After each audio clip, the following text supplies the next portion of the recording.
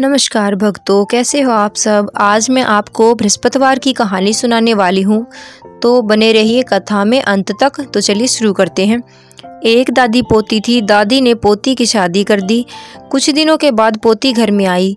दादी ने पोती से पूछा, बेटी तेरे को कैसा घर बार मिला। पोती बोली, दादी तूने तो मेरा ऐसी जगह विवाह कर दिया जहाँ न तो खाने को दाना है न नहाने को पानी।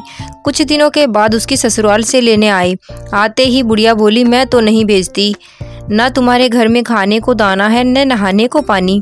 तो पोती बोली कि दादी मैं तो जाऊंगी, तूने पूछा था तो मैंने बता दिया। शादी के बाद ससुराल ही लड़की का घर होता है। अब वह अपनी ससुराल चली गई। उनके घर में सासू खाना बनाती थी। सबसे पहले ससुर जी खाना खाते थे, फिर देवर और जेठ खाते थे। सब दो दो रोटी खाकर उठ जाते थे। गुरुवार का दिन आया तो वह अपनी सास से बोली कि आज खाना मैं बनाऊंगी। उसने सबसे पहले एक रोटी गाय की निकाली, एक कुत्ते की, एक कौवे की और एक ब्राह्मण की। इस तरह से 4 रोटी निकल गई।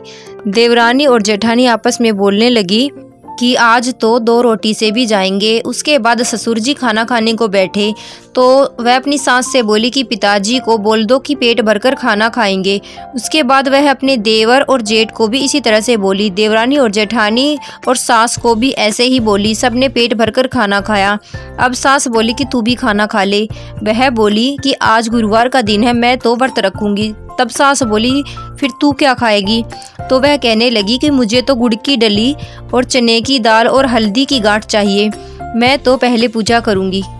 तब सास बोली कि यह सब कहाँ से लाएंगे। तो वह बोली कि मेरे हाथ का कंगन ले जाओ और इसे बेच कर ले आना। अब ससुर जी कंगन लेकर चले गए।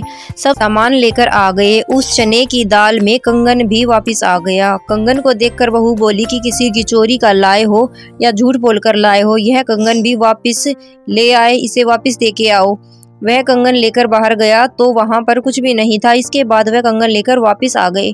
बहू ने पूजा करके 5 रोटी बनाई, 1 गाय की और 4 रोटी अपने लिए बनाई। छीके पर रखकर सो गई। थोड़ी देर बाद बृहस्पति महाराज उसकी परीक्षा लेने को आए और आकर बोले, अलख माई। बहू बोली, 1 रोटी गाय की निकाल रखी है, वह दे दो। तो बृहस्पति भगवान बोले कि मैं तो थाली में डालकर दोगे तभी खाऊंगा।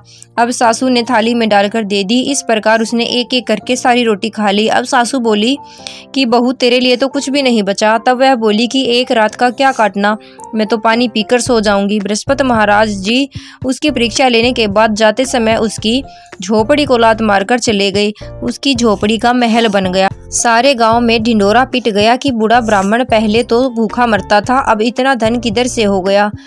अब उनको राजा के दरबार में बुलाया गया तो बहू बोली कि राजा होगा अपने घर का, मैं तो केले के नीचे मिलूंगी। अब गुरुवार को केले के पास रानी भी आ गई और बुढ़िया की बहू भी आ गई। तब रानी ने पूछा, तेरे पास इतना धन किधर से आया है। तो वह बोली कि मैं तो नेम से गुरुवार का व्रत रखती हूँ और केले की पूजा करती हूँ, बृहस्पति महाराज की कृपा से ये सब हो गया। रानी बोली, मेरे को भी कोई बच्चा नहीं है।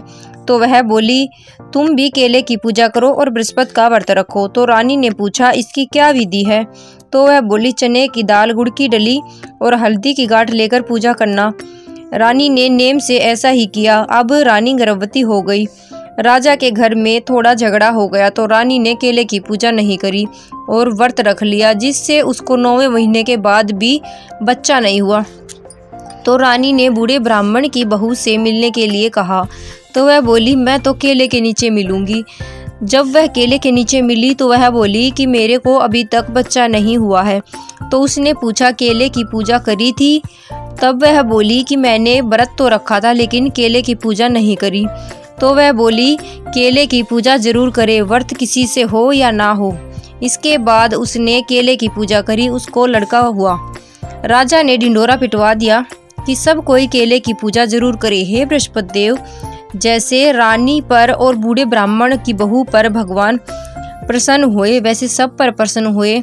हर कोई कहानी सुनते हुकारा बढ़ते, सबको ऐसा ही फल मिले। जय बृहस्पति भगवान की जय हो। और कहानी अच्छी लगी हो तो चैनल को लाइक और सब्सक्राइब जरूर करना।